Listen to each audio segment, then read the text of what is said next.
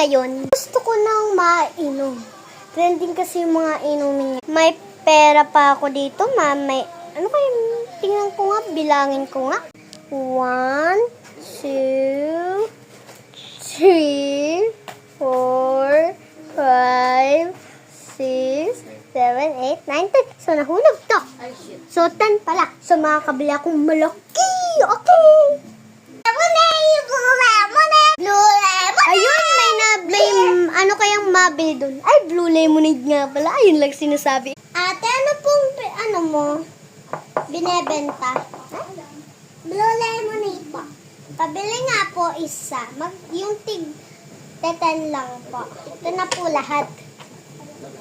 Wait lang pa. Sasali na po natin. Hello. Tulungan ko na po kayo. Oops,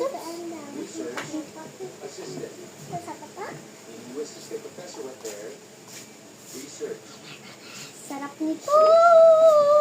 Ate, babay po. Sakto na po yan kahit bilangin nyo po. Sakto kaya to? 1, 2, 3, 4, 5, 6, 7, 8. Diba 5 pesos lang yung binili niya? May sukli pa siya. Ina! Bakit po ate? Ano po kasi? May sukli pa po kayo kasi po 5 pesos po yung baso nyo. Ah, sorry po. Ay, ito po keep the change na lang po.